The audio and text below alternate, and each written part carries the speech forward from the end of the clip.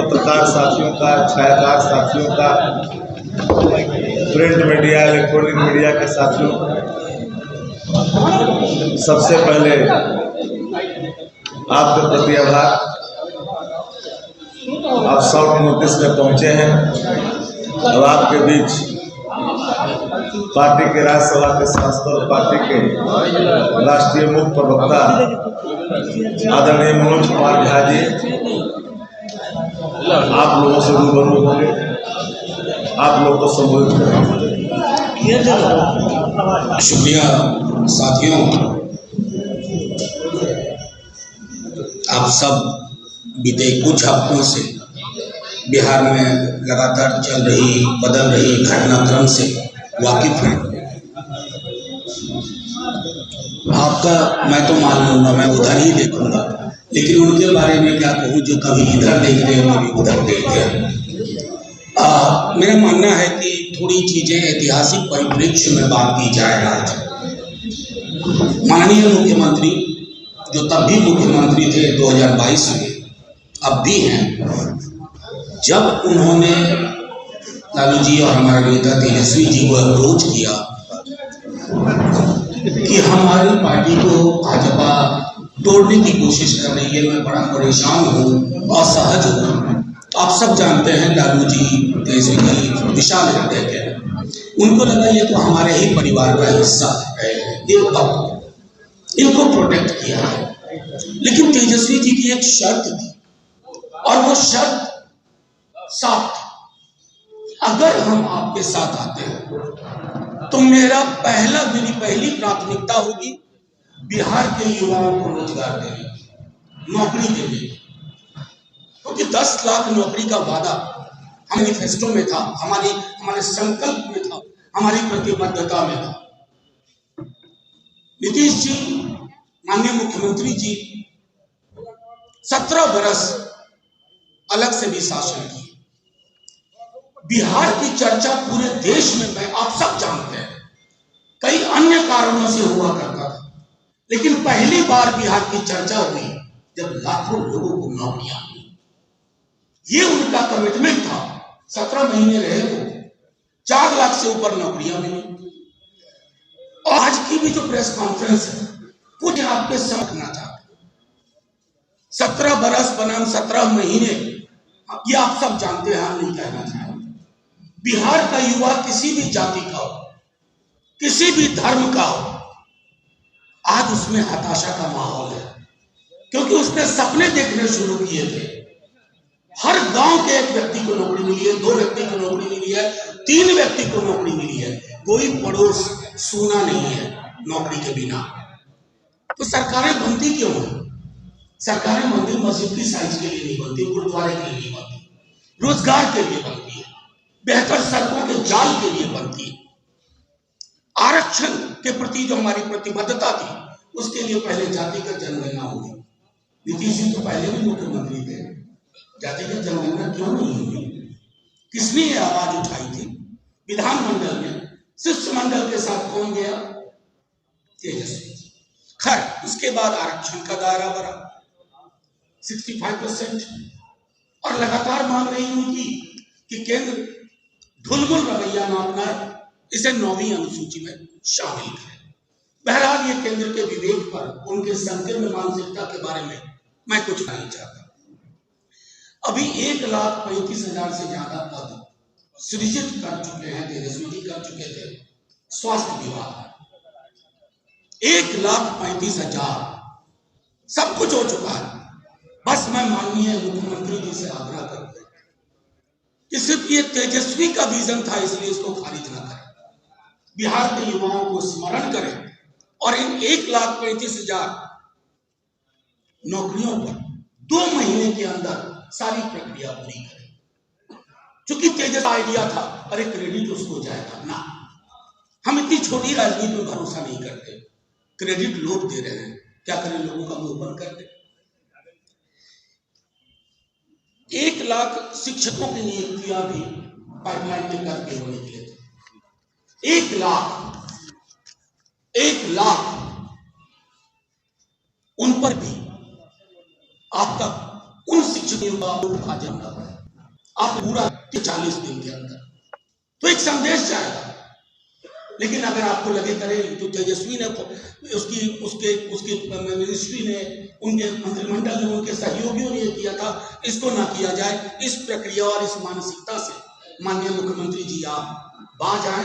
बिहार के भलाई के अलावा हमारी पार्टी का कोई एजेंडा नहीं है। मैं बार बार दोहरा रहा हूं, इन 17 महीनों में बिहार की चर्चा पॉजिटिव एजेंडे के साथ हुई, बल्कि मुख्यमंत्री जी जब कभी सदन में या कुछ बोल गए, हमने कहा ना, इससे विचलित नहीं होना, ये विचलित नहीं होना, उन्हें भी समझाया, आगे बढ़े। गृह विभाग और अन्य विभागों, मसलन सहकारिता, ग्रामीण कार्य विभाग, लोक स्वास्थ्य अभियंत्रण और अन्य विभागों में भी रिक्तियां चिन्हित कर दी गई है। और इन चिन्हित रिक्तियों को मैं फिर से दोहरा रहा हूं कि आप इसको सबोटाज ना करें, इस पर आघात ना करें। बिहार के युवाओं को देखने का मौका मिला। और चीज आपको आश्चर्य होगा, आशा एवं ममता कर्मियों के मानदेय को बढ़ाने की फाइल 2 कैबिनेट से रोक दी गई थी।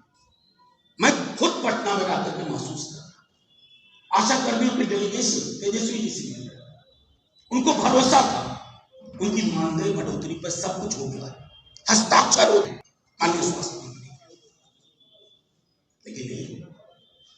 क्या बिका रहा है? तेजस्वी से ना प्रॉब्लम थी, वो भी क्या थी कोई नहीं जानता, आज तक आप नहीं हुआ कुछ भी। आप ममता कर्मियों के लिए क्यों कर रहे हैं? उनका घर कैसे चलेगा? अब तेजस्वी राजनीति करिए, अरे वो तो उस मिट्टी के बने हैं जो नहीं लालू जी के।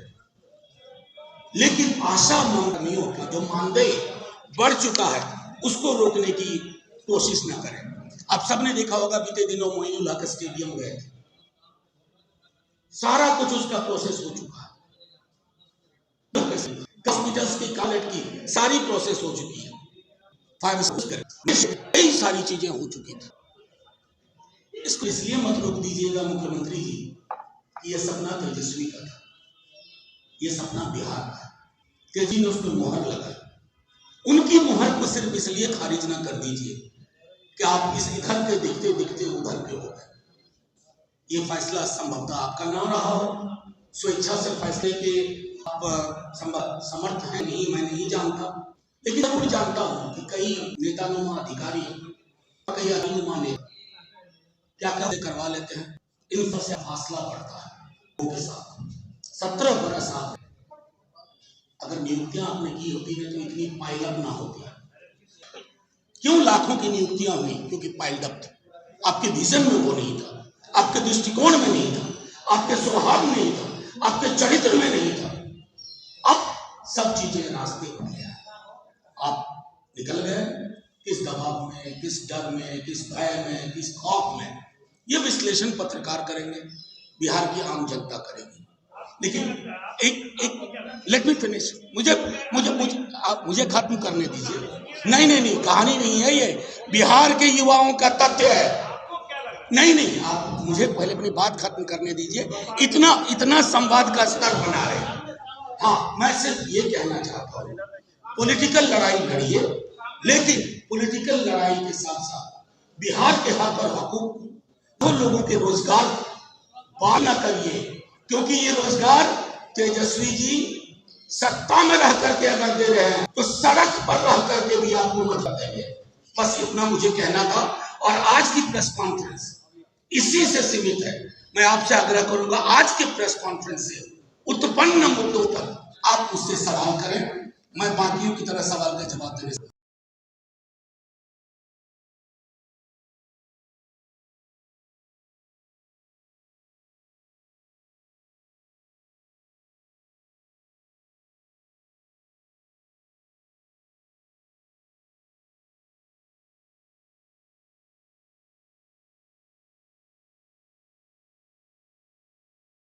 रोजगार। एक बच्चा जानता है बिहार का कि तेजस्वी का एजेंडा था, ये कमी जब आपके प्रोटेक्ट करिए नौकरी तेजी जो कुछ वो साइन कर लिया है, कैबिनेट उनके मैंने समक्ष 2015 हुआ, 2015 के बाद 2022 हुआ, ये 2005 के बाद 2015 हुआ, 2015 के बाद 2022 हुआ, और 2005 में जिन बच्चों का जन्म हुआ आज वो वोटर है, नौकरी ढूंढ उन्हें नौकरी दी। इतिहास के विस्मृत में गलत विधियों में मत उलझे, अभी आग्रह करना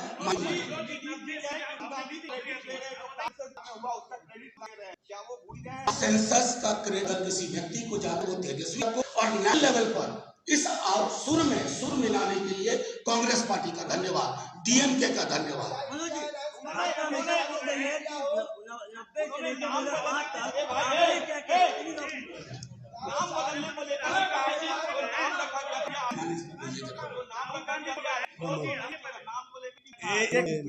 एक बार में पूछिए, मैं पहले उनका सवाल ले लूं फिर आप तक आऊंगा, परेशान ना हो, ले लूंगा सवाल।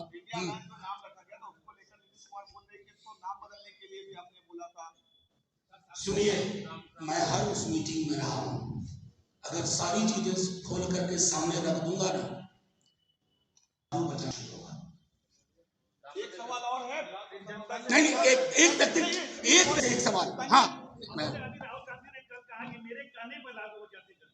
मैं देखिए, नहीं, झूठ मत बोलिए, झूठ और सच के बीच में स्केल पे बहुत सारे प्रस्थान बंधन है। हमने यह मांग उठाई, इस मांग को देश में ट्रैक्शन मिला, और मैं क्रेडिट दूंगा कांग्रेस पार्टी और डीएमके को, जिन्होंने इसके साथ अपने को संबंधित किया। क्रेडिट वॉर, देखिए इसको एक तो वॉर ना कहिए, और क्रेडिट बिहार की जनता से आप माइक ऑफ करके पूछ लीजिए, नौकरी मतलब तेजस्वी, और नीतीश जी के लिए जो शब्द पर्यायवाची के रूप में इस्तेमाल होता है वो उस रूप में इस्तेमाल होता है। तो आप ही लोगों ने मतलब कि नौकरी मतलब तेजस्वी, नौकरी मतलब लालू यादव नहीं थे, तो 1990 से लेकर 2005 ये जो मैंने नहीं वो भी आता है।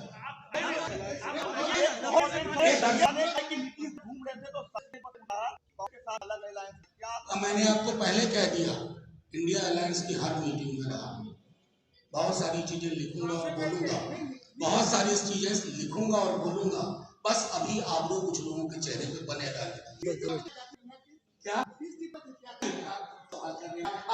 नीतीश जी, देखिए क्या मैं सिर्फ कहना चाहता हूँ, आप सब जानते हैं बिहार में कि तेजस्वी जी ने इस बात को उठाया, फिर नीतीश जी ने उनसे मुलाकात की, आप सबको पता है बंद कमरे में, उसके बाद नीतीश जी दिल्ली तक गए, तेजस्वी जी ने ही प्रधानमंत्री के साथ सारी बातें रखी, प्रधानमंत्री जी की चुकी ऐतिहासिक दस्तावेज, और उसके बाद जो कुछ जनसंबंध